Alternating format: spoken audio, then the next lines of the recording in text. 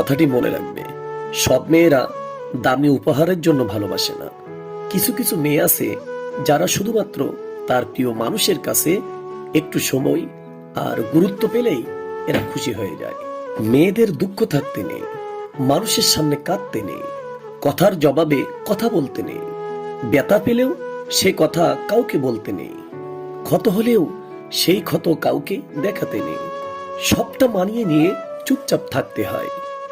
এটা কোনো গল্প নয়, এটাই আসলে হচ্ছে বর্তমান অবস্থা। একটা মেয়ের অন্তরে লুকিয়ে রাখা কষ্ট একমাত্র আল্লাহ ছাড়া কেউ বোঝার ক্ষমতা রাখে না, এমনকি নিজের মা বাবাও না, এবং তার প্রিয় মানুষটাও নয়। মেয়েদের অন্তরের গহীনে লুকিয়ে থাকে সকল দুঃখ, কষ্ট, বেদনার খবর। এটা একমাত্র আল্লাহই ভালো জানে। শুধু ভাত কাপড় দিলেই যদি স্বামী হওয়া যেত, তাহলে তো মেয়েদের বিবাহের প্রয়োজন হতো না।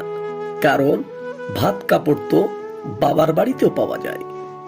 একটা মেয়ের মনের কষ্ট, আশা আকাঙ্ক্ষা এবং একটু মানসিক শান্তি যে বুঝতে পারে, সেই হলো প্রকৃতপক্ষে স্বামী।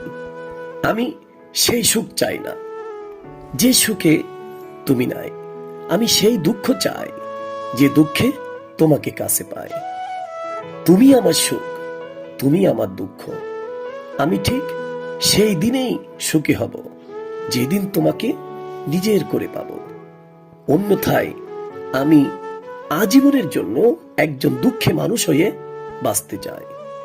তোমার সাথে কথা বলতে খুব ইচ্ছে করে, কিন্তু পরে ভাবলাম যেখানে তুমি কথা বলতে চাও না, সেখানে আমার খুশির জন্য তোমাকে বিরক্ত করাটাই হয়তো ঠিক হবে না।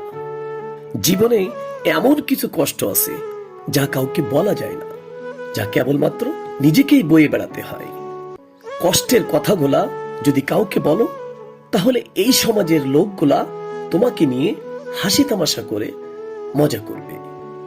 জীবনে অবহেলা পেতে পেতে মানুষ একসময় বুঝে যায়, কারো চোখে নিজেকে ছোট করার চাইতে সম্মান নিয়ে দূরে থাকা অনেক ভালো। যার কাছে তোমার কোনো মূল্য নেই, তার থেকে দূরে থাকাই উত্তম।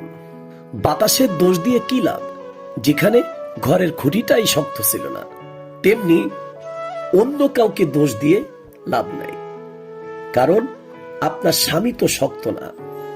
না হলে এমন কারো সাহস নাই যে স্বামীর সামনে স্ত্রীকে কথা শোনাবে।